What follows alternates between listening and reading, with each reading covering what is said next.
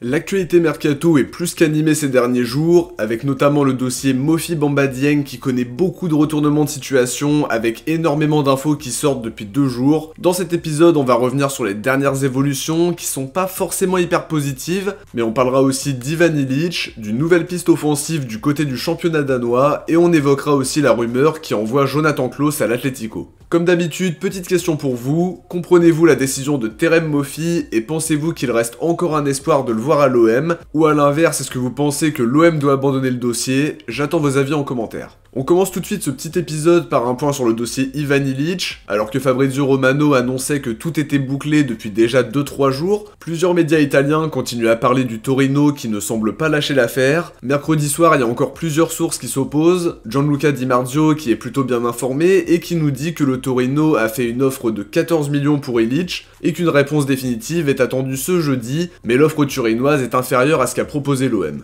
Dans le même temps, DAZN Italia explique que son transfert à l'OM devrait être bouclé demain, une information confirmée par Daniele Longo dans l'un de ses derniers tweets. On enchaîne sur Jonathan Klaus qui serait toujours dans le viseur de l'Atlético Madrid d'après les infos de l'équipe. Le club madrilène était déjà intéressé pendant le mercato d'été et réfléchirait à faire une offre de prêt à l'OM assortie d'une option d'achat assez élevée. Le quotidien précise que ça paraît très improbable de voir Klaus partir cet hiver, étant donné que c'est un joueur très important et qu'il se plaît à Marseille. De leur côté, Relevo démente dans la foulée en expliquant qu'il n'y a absolument rien entre l'OM et l'Atlético pour un potentiel départ de Klaus. Dans le sens des arrivées, Marwan Belkacem expliquait hier dans l'un de ses tweets que l'OM était intéressé par Ernest Nuama, jeune ailier ghanéen de 19 ans qui joue actuellement au FC Nordjylland au Danemark. Une info confirmée par Foot Mercato qui affirme que le joueur a été supervisé par l'OM il y a quelques temps, aux côtés d'une dizaine de scouts de clubs européens. Un jeune joueur très suivi et qui réalise une très belle première partie de saison avec son club, 5 buts, 4 passes D au compteur, pour un joueur évalué à 1,5 million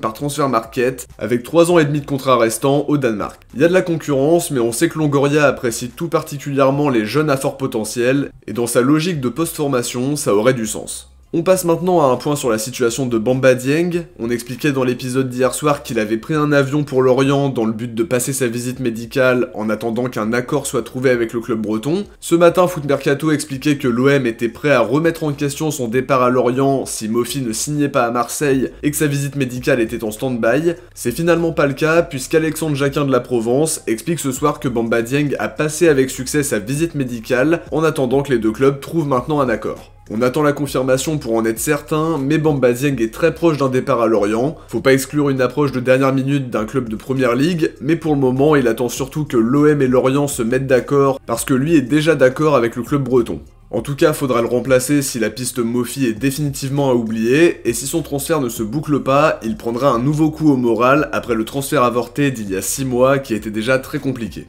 Pour Mofi maintenant, il y a encore eu plusieurs infos différentes. Foot Mercato expliquait que Lorient poussait le joueur vers l'OM et ne voulait pas le vendre à Nice. L'équipe de leur côté explique que Mofi a refusé la proposition de l'OM alors que Longoria tentait de le convaincre en personne. Le joueur donnerait toujours sa priorité à Nice et attend que les deux clubs se mettent d'accord. Pour Constant Vichrek et Mohamed Toubachter, ce sont les représentants qui bloqueraient son transfert à l'OM, probablement pour des histoires de commission d'agents. Par rapport à son refus, il veut peut-être pas revenir sur sa parole, lui qui était déjà d'accord pour rejoindre Nice depuis fin décembre, et la présence de Bokeh y est pour beaucoup. Après, faut pas oublier non plus qu'il y a eu beaucoup de médias italiens qui annonçaient que Malinowski avait choisi Tottenham, tout ça pour qu'il démente lui-même en conférence de presse quelques jours plus tard, en expliquant que c'était une pure invention. L'équipe précise en tout cas que Nice s'apprête à faire une 5e offre pour se rapprocher des 30 millions demandés par Lorient. Au moment où je tourne cette vidéo, Terem Mofi semble assez loin de Marseille, mais dans ce dossier on n'est pas à l'abri d'un retournement de situation, sachant que les informations qui fuitent peuvent aussi avoir comme objectif de mettre la pression par rapport au salaire, aux commissions d'agents, etc. Et on entendra tout et son contraire jusqu'à l'officialisation, d'un côté comme de l'autre. En tout cas, Alexandre Jacquin de la Provence explique que le dossier Mofi n'est pas abandonné et qu'il reste un espoir d'ici la fin du mercato, peut-être dans le cas où Nice et Lorient n'arriveraient pas à s'entendre d'ici la fin du mercato, mais une chose est sûre, si le départ de Dieng se confirme et qu'à côté de ça, Mofi ne vient pas, la direction a probablement déjà avancé ses pions sur d'autres dossiers. De notre côté, on arrive à la fin de ce petit épisode qui a pour but de vous parler des grosses infos de la journée côté mercato marseillais. Si ça vous a plu, n'oubliez pas le pouce bleu pour soutenir la chaîne et lui permettre d'être de mieux en mieux référencé. Je vous invite aussi à vous abonner pour ne rien louper des prochaines vidéos. Je vous dis à très vite, ciao, portez-vous bien et surtout allez l'OM.